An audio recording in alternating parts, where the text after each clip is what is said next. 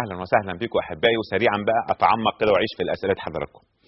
احنا لسه ما خلصناش استاذ كريم، يعني انا بقول لحضرتك برضو اديني كده جوائز السماء اللي تخليني انسى ان انا اتهنت واتضربت وحصل كذا ولسه العيله الدنيا هايجه، واحاول كل ده ترمي عليه ميه وتهدى الدنيا. ازاي؟ هقول لحضرتك احنا دلوقتي عندنا بس اتجاهين، صاحب الحق سيأخذه ولا بد ان ياخذه وان ياخذ بحقه، ده كلام ما فيش فيه نقاش. ده رد استاذ كريم قال لك لو ادافع عن حقي ازاي؟ لا بد ان ياخذ حقه بصوره من الصور، بس بصوره تكون مهذبه ومحترمه. اعتقد مثلا لو الشخص اللي بيعاملني ده شخص مثلا قليل العقل او مخه قليل او اخلاقه ليست طيبه او صفاته ليست بهذه الكيفيه، النبي عليه الصلاه والسلام قال ان من الناس من يتقيه الناس اتقاء فحشه او اتقاء شره. يبقى انا عندي لازم اعمل حد فاصل اتقي شره واتقي فحشه واتقي ان هو يجي. انا احاول افصل في هذه المساله. طب احنا وقعنا في هذا الان، احنا وقعنا في هذا اتقاء الشر، خد البنت وضربها واذاها وعمل فيها الكلام ده كله. انا عندي اتجاهين، الاتجاه الاولاني للعم بقول له انك فيما فعلت اخطات وفيما فعلت كنت سبب في القطيعه، وينبغي عليك ان تعود فتعتذر لهذه الفتاه ولاخيك وتحاول ان ترجع اليه. هو مش هيعمل الكلام ده كله، هرجع اقول للبنت ينبغي عليك ان بالعفو أن يكون عندك العفو. لو الآن هي راحت عملت محضر في عمها في البوليس ورفعت قضية ورفعت أمرها للقاضي، يجوز لها ذلك شرعا. ينفع؟ ينفع ان ابوها يروح يعمل محضر عشان بنته، ينفع يعمل كده. لكن احنا لا ننادي بهذا، انما نحن ننادي بالعفو الذي نادى به ربنا سبحانه وتعالى حتى ننال الاجر من الله سبحانه وتعالى. هناخد الاجر الكبير من ربنا. هيجي يوم القيامه الناس اصحاب العفو دول لهم مكان يقوموا كده لوحدهم، اصحاب العفو هيقوموا في حته كده لوحدهم. فمن هؤلاء يا رب؟ يقول هؤلاء الذين كانوا يعفون عن الناس اليوم اظلهم بظل يوم لا ظل الا الله. ده غير السبعه اللي ربنا بيظلهم. ده قصه اللي بيعفوا اصحاب العفو. أصحاب العفو عن الناس. ده ربنا سبحانه وتعالى عافى عن واحد ما عملش خير في حياته أبدا، غير أنه كان ينذر المعسر. يعني كان يعفو عن المعسر، يقول له خلاص أنا عفوت عنك، مش عايز واخد بالك. وبعدين من صفات أهل الإيمان ومن صفات أهل التقوى اللي هم أهل الجنة العفو والعافين عن الناس، الكاظمين الغيظ. هم الآن في مرحلة كظم الغيظ مطلوب. ومش أكتر من سيدنا أبو بكر اللي خاضوا في عرض بنته نعم. وهي من هي وهو من هو ومتزوجة من هو بالزبط. سيدنا رسول الله صلى الله عليه وسلم. لكن برضه ربنا امره بايه؟ ان يعفو وان يصفح. فعفى وصفح. فانا بقول انت ليك حق انك تشتكي عنك، ليك حق ان الناس تقف وتجيب لك، ليك حق. كل ده موجود صح، ما فيش حاجه، محدش هيغيب في هذه المساله لانه فعلا قادر. لكن انا امتى اقول اهدرت كرامه البنت؟ لو كان اللي ضربها اخو الزوج، لو كان اللي ضربها حد غير عمها، يعني حد في نفس مستواها وليس أعلى منها، أقول أهدرت الكرامة. لكن عمي أنا ضربني، لا لم تهدر كرامتي. أبويا ضربني، لم تهدر كرامتي. ما فيهاش حاجة، لازم أكون فاهم دي، لأن ده شيء مفهوم. وأكيد الدنيا كلها اللي في الشركة واللي قاعدين عارفين إن دي بنت أخوه وإن ده عمه وإن ده كده. هو بقى إذا تعالى في هذه المسألة واستغل هذا النطاق بصورة أو بأخرى، فإحنا مطلوب مننا إن احنا نتخذ إجراء ولو كان قانونيا حتى الأب بقى زي ما أنت قلت حضرتك إذا احتاج ده، وبرضه ما يقطعش السر. ولو هو ما يقطعش السر ودي بقى يفضل بقى يتلمس اخبار اخوه. افرض ان اخويا عاصي، انا اتلمس اخباره، لا باس في هذا. عايز اخد ام محمد بس. طب ناخد ام محمد. السلام عليكم يا ام محمد. عليكم السلام ورحمه الله. اتفضلي يا فندم. عليكم السلام ورحمه الله. ازي حضرتك يا استاذ محمد؟ تحت امرك، بس نعلي الصوت شويه اذا سمحتي. في الدعاء انا في الدعاء بسأل، ببقى انا عايز ادعي بس ساعات بدعي من قلبي، يعني الكلام ما بيطلعش في بقي، يعني ما بعرفش اتكلمه، بس ايوه حاضر. من جوايا في قلبي انا بدعي. معلش نوطي التلفزيون يا ام محمد.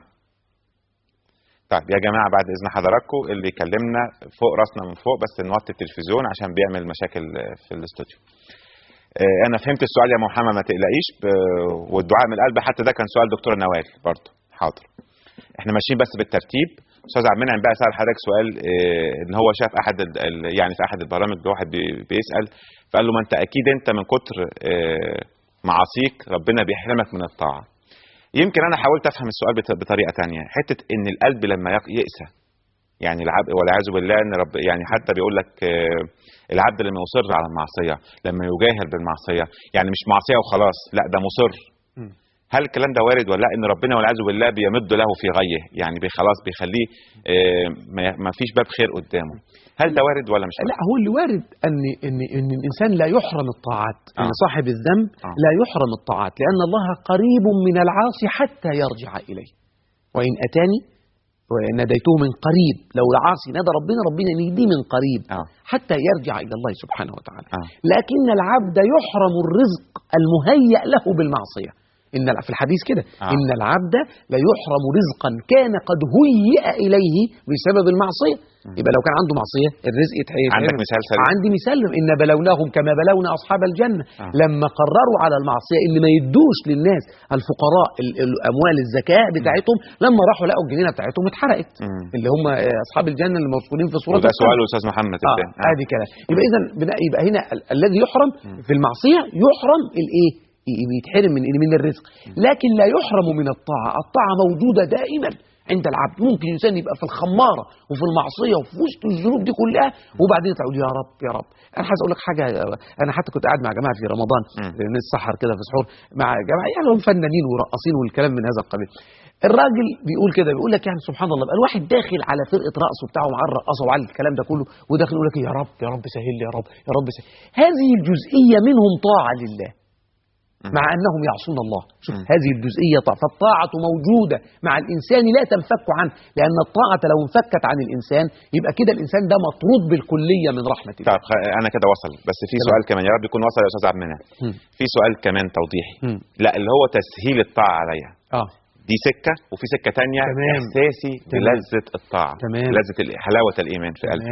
يعني مش كل الناس بتصلي كلها بتحس بنفس الإحساس، مش كل واحد بيدعي رب، أنت فاهمني؟ في بتبقى حاجات كده. هل بنحرم ده؟ دي حاجة. الحاجة التانية حتة إن أنا يعني مثلا عايز ألحق الجمعة ما ألحقهاش، عايز أحج ما تتيسرليش السبل، هل عشان أنا وحش ولا أنت فاهم السؤال؟ أنا فهمت السؤال. هقول لحضرتك بقى. أنا دلوقتي لو أنا ماشي مش شايل أي حاجة شنط ولا أي حاجة في إيدي خالص ومحتاج أمشي كيلو، هل ده زي لما يكون واحد شايل حاجة على كتفه وشايل في إيده شنطة وإيده التانية شنطة وماشي؟ نهون الأسهل اللي مش شايل حاجة خالص. صح. الذنوب كذلك تحمل على كاتف العبد. فلما انت يبقى عندك ذنوب كتيرة فتقل عليك الطاعة. ولذلك في الحديث أثقل الصلاة على المنافقين الصبح والعشاء، صلاة الفجر وصلاة العشاء. ليه ثقيلة؟ لأن من كثرة الذنوب تثقل الإنسان تخليه مش قادر. طب الحل يعني كلام الشيخ كان صح ولا كلام الشيخ يعني جانب الصواب في التعبير ربما يكون يعني لأن يحرم الطاعة، لا ما يحرمش الطاعة، إنما هو بس يكون حكاية إن يحرم اللذة من الطاعة، ما يقدرش يبقى عنده خفة في الطاعة. دي يعني تعبير يمكن الشيخ فيه برضه. لكن في حد ربنا يغلق على قلبه. طبع الله على قلبه اللي هو كفر بقى. ده اللي هو كفر. لكن ما فيش مؤمن لا ييأس من رحمة الله. لا ما ييأس. لا يمكن ده اللي يقصده أستاذ عبد المنعم. لكن لو واحد أصر على الكبيرة وقيل له أنها كبيرة وأصر عليها شركا بالله، يعني عنده شرك بالله وأصر على هذا الشرك وقال لك خلاص طبع الله على قلبه. لكن مش شركا، أصل في ناس تعمل كبائر. أيوه خلاص ضعفا يرجع بقى، يروح ويرجع، ربنا بابه مفتوح. بالظبط. مش كده؟ بالظبط. أنا حاولت إن أنا أوصل لكل